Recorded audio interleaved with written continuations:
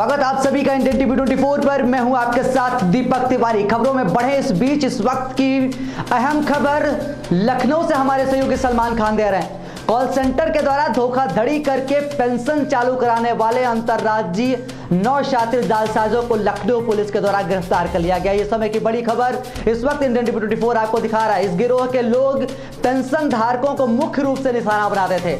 आगे क्या था पूरा मामला जानने के लिए देखिए हमारे सहयोगी सलमान खान की रिपोर्ट। इस गिरोह के लोग पेंशन धारकों को मुख्य रूप से निशाना बनाते थे।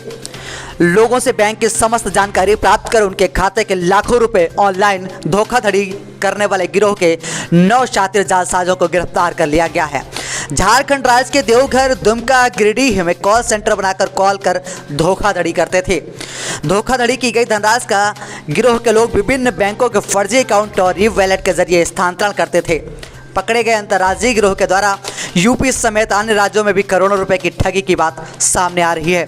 गिरफ्तार किए गए शातिर जालसाजों के पास से 3 लाख रुपए, 7 मोबाइल फोन और 1 लैपटॉप बरामद हुआ है। शातिर जालसाजों को गिरफ्तार करने वाली टीम को संयुक्त पुलिस आयुक्त क्राइम नीलाब्जा चौधरी ने 25,000 रुपए देने की घोषणा की है। इंडियन टीवी 24 के लिए लखनऊ से सलमान खान की रिपोर्ट। सर, 9 शातिर जालसाज गिरफ्तार हुए। किस तरह से जालसाजी करते थे और पूरे देश में कहाँ कहाँ इनका नेटवर्क था, कितनी रिकवरी हुई है? पुलिस कमिश्नरेट लखनऊ के पुलिस उपायुक्त अपराध के निर्देशन में और हमारे जो साइबर सेल है उसके इंचार्ज एसीपी राय साहब और एडीसीपी क्राइम पूरी, इन सभी के कुशल निर्देशन में हमारे टीम के अतिरिक्त निरीक्षक श्री अमित कुमार सिंह द्वारा एवं उनकी टीम द्वारा करीब 9 शातिर अपराधियों को गिरफ्तार किया गया है, जिनके द्वारा ऑनलाइन फ्रॉड के माध्यम से करीब 3.5 करोड़ रुपए की हेराफेरी पिछले 2-3 सालों में कारित किया गया है अलग अलग मामलों में। वर्तमान में हमारे यहाँ पे जो 174/2020 धारा 420 के अंतर्गत मुकदमा पंजीकृत है, जिसके अंतर्गत 153 लाख रुपए वादी के खाते से हेराफेरी करते हुए दूसरे खातों में ट्रांसफ़र कर लिया गया। उसी के आधार पर हम लोगों ने अपना कार्रवाई प्रारंभ किया था और झारखंड के राज्य के अलग अलग जगहों पर दबिश दी गई जानकारी करने हेतु, जैसे देवघर, दुमका, गिरिडीह और अन्य जगह भी टीम ने दबिश दी और सुरागरसी पता रसिक करते हुए इन लोगों का नाम प्रकाश में लाए और इनको धारा 41 के नोटिस शामिल कराए गए कि आप आए और बयान दें। उसके बीच में हम लोगों ने इनके अन्य जो मोडस ऑपरेंडाई है उसके अनुसार सबूत एकत्रित किया और आज कारण दर्शाते हुए इनकी गिरफ्तारी यहाँ पर थाना हजरतगंज में पुलिस टीम द्वारा किया गया है। गिरफ्तार अभियुक्तों में 9 लोग शामिल हैं, जिनका नाम क्रमशः रूपक कुमार मंडल, गोपाल मंडल, लल्लन मंडल, योगानंद प्रसाद, प्रमोद कुमार मंडल, नीरज मंडल, हरिहर मंडल, रंजीत मंडल और राहुल आर्य शामिल है और 3 लाख रुपए के कैश इनसे बरामद किया गया है। 7 मोबाइल जो ये लोग काम में लाते थे इस काम को करने के लिए वो और 1 अदद लैपटॉप की बरामदगी हुई है।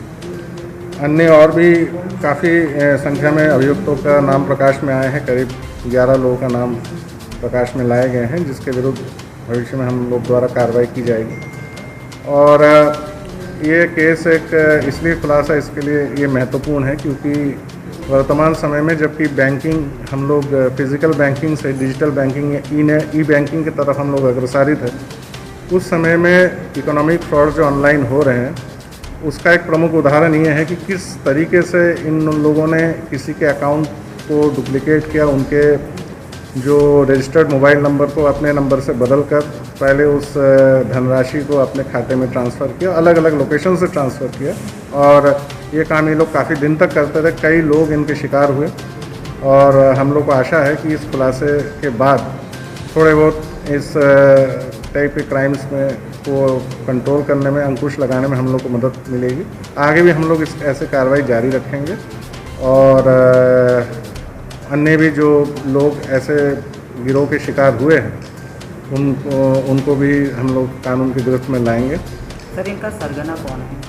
कितने समय से ये लोग करीब देखिए पिछले 3 से 4 वर्ष तो ये लोग ये काम कर ही रहे। करीब 50-60 मोबाइल इन लोगों के पास है। ऐसे कहा जाए तो सरगना के रूप में तो किसी का नाम प्रकाश में नहीं आया। सभी लोग एक दूसरे के सहयोग से काम करते हैं, क्योंकि देखिए इकोनॉमिक ऑफेंसेस जो होता है जिसको हम लोग कहते हैं वाइट कॉलर क्राइम, इसमें कोई जैसे फिजिकल क्राइम, फिजिकल गैंग में जो एक सरगना होता है, एक क्रिमिनल मास्टरमाइंड होता है जो पूरे डायरेक्शन देता है, उस हद तक ना होता, क्योंकि सभी लोग पढ़े लिखे लोग होते हैं, टेक्निकल सैवी होता है। इस कारण से सभी लोग एक दूसरे के पूरक के रूप में माना जाना चाहिए। सभी गैंग मेंबरों की बराबर की संलिप्तता रहती है इसमें। और जैसे मैंने शुरुआत में कहा था, एग्जैक्ट अमाउंट का तो पता लगाना मुश्किल है, परंतु 3 से 4 करोड़ के बीच में इनकी हेराफेरी का मतलब चीज़ें सामने आए हैं और भी आगे विवेचना प्रचलित है। ये लोग के अभी जो फॉर्मल एजुकेशन के सारे सर्टिफिकेट्स हम लोग के पास उपलब्ध नहीं है, परंतु एक चीज़ है कि सभी लोग शिक्षित है और सभी लोग कंप्यूटर्स के बारे में मतलब अच्छी जानकारी रखते हैं और टेक्निकल जानकारी रखते हैं। ई-कॉमर्स के संबंध में अच्छे जानकार हैं और उसी की जानकारी का लाभ उठाते हैं उन लोगों ने इस सारे काम को अंजाम दिया है।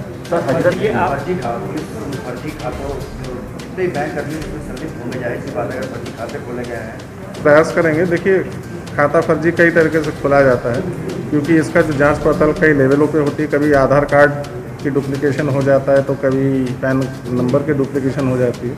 तो ऐसे करते हुए, क्योंकि आजकल बैंक खाता खोलना पहले से काफ़ी आसान कर दिया गया है कई सरकारी नियमों के अंतर्गत। पहले बहुत इसमें एक इंट्रोडक्टर की ज़रूरत पड़ती थी, आजकल ऐसी कोई नियम नहीं है और इन्हीं सब नियमों का फ़ायदा उठाते हुए इन लोगों ने काम किया है। निश्चित रूप से अगर किसी की संलिप्तता आएगी सामने, हम लोग उस पर भी कार्रवाई करेंगे।